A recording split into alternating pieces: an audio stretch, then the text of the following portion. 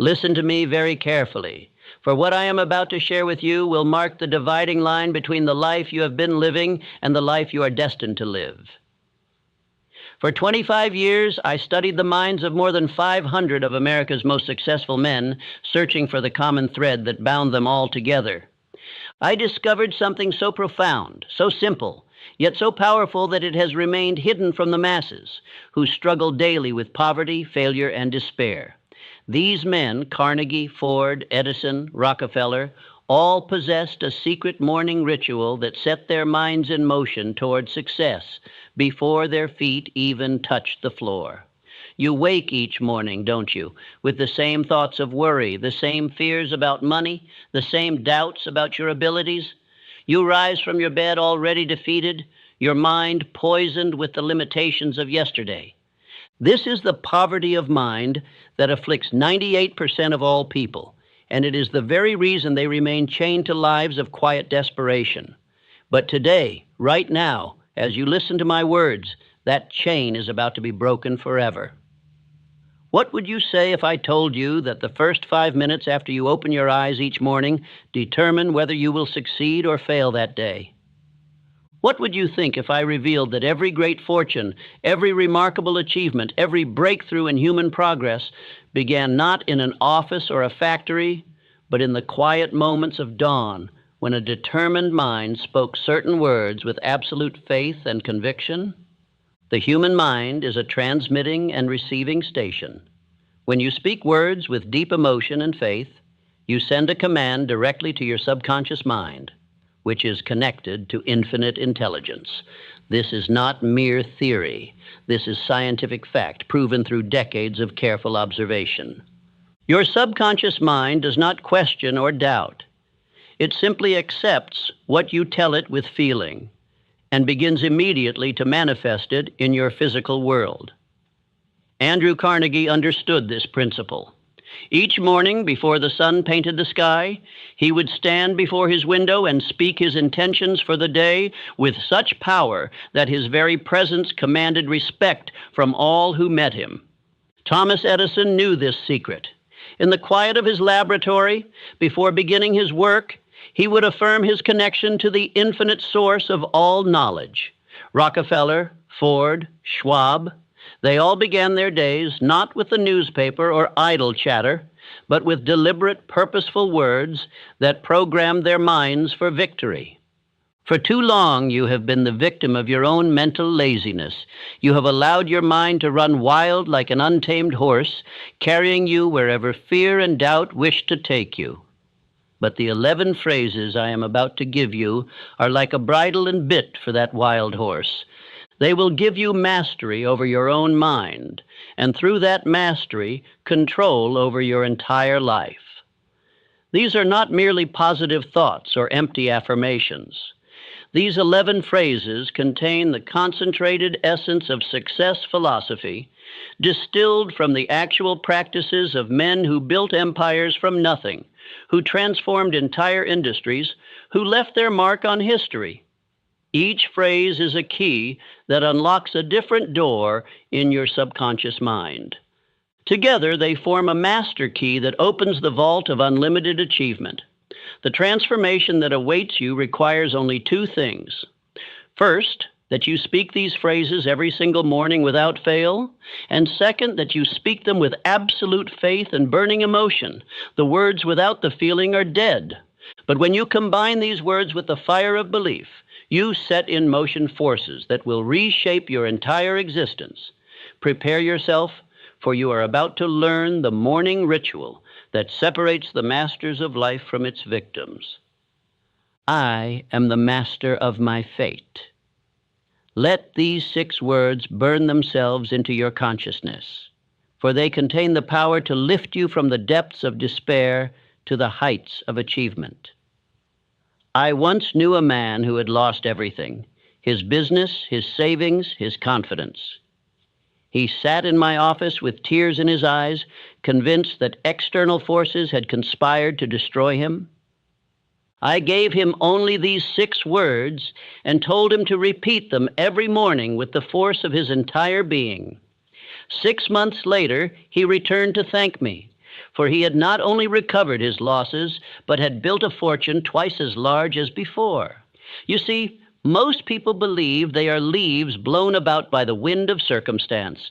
They blame the government, the economy, their education, their family, everything and everyone except the one person who holds all the power, themselves. But I tell you now, based on my study of the most successful minds in history, that you are not the victim of fate, you are its author. Every circumstance in your life today is the direct result of the thoughts you held in your mind yesterday. When William Ernest Henley wrote, "I am the master of my fate, I am the captain of my soul," he was not penning pretty poetry. He was stating a law as immutable as the law of gravity. Your thoughts create your circumstances. Your dominant mental attitude determines whether you attract success or failure, wealth or poverty, happiness or misery. This is not wishful thinking. This is the operation of universal law that works with mathematical precision. Consider Charles M. Schwab. He began as a day laborer in Andrew Carnegie's steel mills, earning $1 a day. But Schwab understood that he was the master of his fate. Each morning before reporting to work, he would stand before his modest mirror and declare with unshakable conviction that he would one day run those very mills. He did not hope, he did not wish, he commanded his subconscious mind to accept this as reality. The result? He became president of the United States Steel Corporation and earned a salary of over $1 million a year, at a time when such a sum was almost unimaginable. Henry Ford faced ridicule and mockery when he announced his intention to build a motor car for the masses. Learned men explained in detail why it was impossible. Financial experts proved with figures that he would bankrupt himself. But Ford knew a secret they did not. He was the master of his fate. Each morning he renewed his mental declaration of sovereignty over circumstances. When setbacks came, and they came by the dozens, he reminded himself that fate was not something that happened to him, but something he created with each thought, each decision, each action. Your subconscious mind is like fertile soil. It will grow whatever seeds you plant in it. When you declare, "I am the master of my fate," you plant seeds of personal power, self-determination, and unlimited possibility. But this must be done with feeling. Stand before your mirror each morning, look yourself directly in the eyes, and speak these words as if your very life depended on them, because it does. Feel the power surge through you. Feel the chains of victimhood falling away. Feel yourself taking command of your own destiny. The law of attraction operates through the subconscious mind. When you truly believe you are the master of your fate, your subconscious mind begins to attract the people, circumstances, and opportunities that align with this belief. You stop repelling success with thoughts of limitation and begin magnetically drawing it to you with thoughts of power and possibility. This is not mysticism. This is the practical application of mental law that has been proven in the laboratories of life by every person who has ever risen from obscurity to greatness. My definite chief aim guides my every action. These 8 words constitute the starting point of all achievement. Without a definite chief aim, you are like a ship without a rudder, drifting wherever the currents of life choose to take you. But with a definite purpose fixed firmly in your mind, you become like a guided missile, moving with unstoppable force toward your target.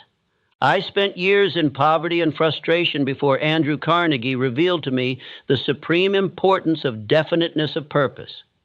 He told me that 98 out of every 100 people fail in life because they never decide exactly what they want. They have wishes, hopes, and dreams, but no definite chief aim.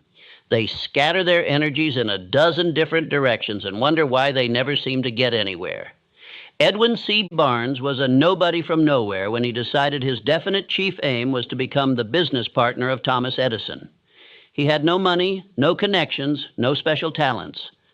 But he had something far more valuable, a burning desire backed by definiteness of purpose. Each morning, before the world awoke, Barnes would stand in his shabby room and declare his intention to work with Edison. He did not say he hoped to work for Edison. He declared he would be Edison's partner. When Barnes finally made his way to Edison's office, he arrived looking like a tramp. But Edison, who could read men's minds through their eyes, saw something different. He saw the fire of definite purpose burning so brightly that it could not be extinguished. Years later, after Barnes had become wealthy as Edison's partner in the dictating machine business, Edison said, "I gave him the opportunity he sought because I saw he had made up his mind to stand by until he succeeded." Your definite chief aim is not a wish or a hope. It is a command to your subconscious mind. When you state it each morning with absolute conviction, you activate forces within yourself that begin immediately to transform that aim into physical reality. John D. Rockefeller knew at age 23 that his definite chief aim was to become the world's greatest oil refiner. He spoke it, he breathed it, he lived it. Every decision, every action was guided by this central purpose. The result was Standard Oil and a fortune that staggered the imagination. The principle of concentration of effort demands that you focus all your energies on your definite chief aim. Scattered thinking leads to scattered results. But concentrated thinking, guided by a definite purpose, produces concentrated power. Your subconscious mind works 24 hours a day to manifest what you have clearly defined and emotionally charged. It never sleeps, never rests, never stops working on your behalf, but only if you give it a clear target. Each morning, as you speak this phrase, see your definite chief aim as already accomplished. Feel the joy of achievement. Experience the satisfaction of success. Your subconscious mind cannot tell the difference between a vividly imagined experience and reality. When you consistently visualize your goal as achieved while declaring your definite purpose, you create a mental pattern that your subconscious mind must follow. This is the secret of all great achievement. Knowing exactly what you want and maintaining that vision with unwavering faith until it materializes in your life. I possess within me all the power I need. Stop for a moment and consider the profound truth of these words. You have been taught to believe in limitation, to accept that you need something outside yourself to succeed. But I tell you now, based on irrefutable evidence, that you already possess within your own mind all the power necessary to achieve anything you can conceive and believe. Thomas Edison had only 3 months of formal schooling. By every external measure, he should have remained an unknown failure. But Edison understood a secret that his educated critics did not. He possessed within himself access to infinite intelligence. When faced with a problem, he would retire to his private room, sit in complete darkness and silence, and affirm his connection to the source of all knowledge. In this state, ideas would flash into his mind, solutions would appear, inventions would reveal themselves. More than 1,000 patents stand as monuments to his faith in the power within. The average person uses less than 10% of their mental capacity.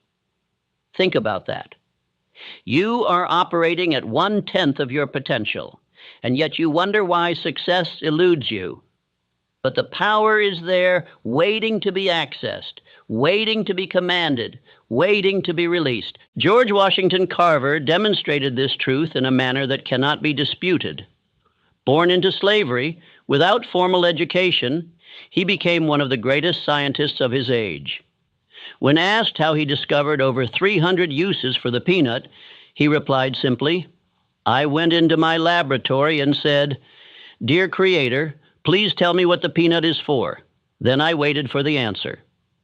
Your subconscious mind is connected directly to infinite intelligence, the source of all knowledge, all power, all solutions.